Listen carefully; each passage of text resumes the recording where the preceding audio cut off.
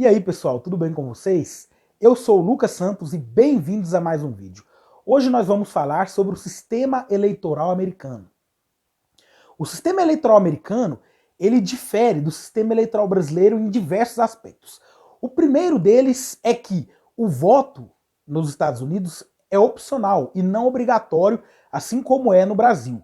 No Brasil, aqueles eleitores com mais de 18 anos que não forem às urnas, eles são obrigados a justificar a ausência do voto ou pagar uma multa que é simbólica aqui no Brasil, né? Acho que de 5, 6 reais. Porém, nos Estados Unidos não é assim que funciona.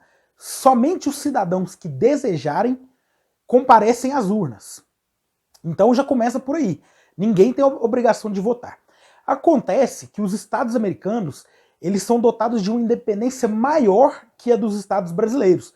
Porque segundo a nossa Constituição, o país, né, a União, Brasil, é um país soberano e os estados são autônomos e independentes.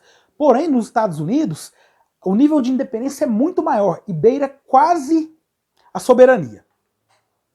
E um desses fatores, né, é que o voto americano ele é indireto. Ele é indireto, porém ele é feito dentro de cada um dos estados, em que a população, que são os eleitores menores, que é cada um dos cidadãos, elege os eleitores maiores, que são os chamados delegados de cada estado.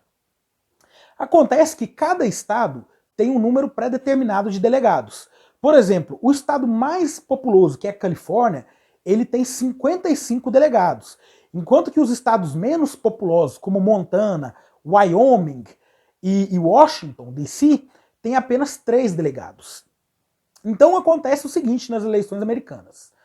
A população de determinado estado vota e eles seguem um princípio que se chama The Winner Take It All. O vencedor leva todos.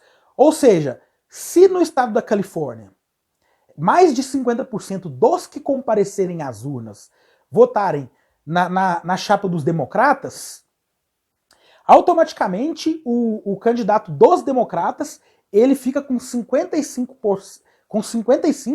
dos 55 delegados.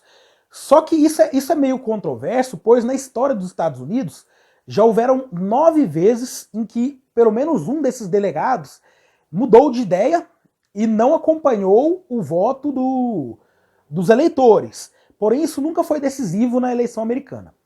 Um fato que causa muita controvérsia é o seguinte: em algumas ocasiões, como na eleição de Donald Trump, na eleição de George Washington, aconteceu algo muito peculiar. A maioria da população votou em um candidato, porém o vencedor ele teve menos número de votos que o que ficou em segundo lugar. Isso acontece porque ele ganhou, ele obteve a maioria dos votos nos estados que tem a maioria dos delegados. Como, por exemplo, se por acaso um candidato obtiver a maioria em 11 estados, que são os 11 estados que tem a maioria dos delegados, automaticamente ele ganha. São esses estados Califórnia, Texas, Flórida, Nova York, Pensilvânia, Illinois, Ohio, Michigan, Georgia, Carolina do Norte e Nova Jersey. Ou seja, o candidato ele pode perder em todos os demais estados e ganhar apenas nesses 11 estados com metade dos votos do estado, que automaticamente ele vai ter mais da metade dos delegados e vai ganhar as eleições. Aí vocês podem perguntar, mas como é que surgiu essa ideia de voto indireto nos Estados Unidos? Essa ideia ela surgiu no século XVIII, quando os Estados Unidos ainda era feito pelas colônias, né, e as 18 colônias fundadoras dos Estados Unidos. Como naquela época não havia um serviço postal e não havia meios de comunicação eficientes, eles decidiram fazer dessa forma, porque o Congresso americano, lá no século XVIII, não gostaria que fosse atribuído um voto totalmente indireto. Então foi escolhido dessa forma semidireta, em que cada estado elegeria os representantes e esses representantes se reuniriam de uma forma mais simplificada para culminar com a eleição do candidato, né, em si. Porém, isso vem causando muita discórdia nos Estados Unidos, alvo de muitos debates, e inclusive é uma pauta do Senado americano de mudança para os próximos anos. Porém, isso já vem sendo deliberado há diversos anos e nada foi feito, né? Então, para deixar claro aqui, se um candidato ele obtiver 270 votos de delegados, automaticamente ele é eleito. Então ele não precisa necessariamente da maioria dos votos da população, mas ele precisa da maioria dos votos dos delegados, que são um total de 538. A metade seria 269 mais 270. Tá bom? Então eu espero que vocês tenham gostado do vídeo. Eu sei que é muito complicado para os brasileiros entenderem isso, mas é dessa forma que acontecem as eleições americanas.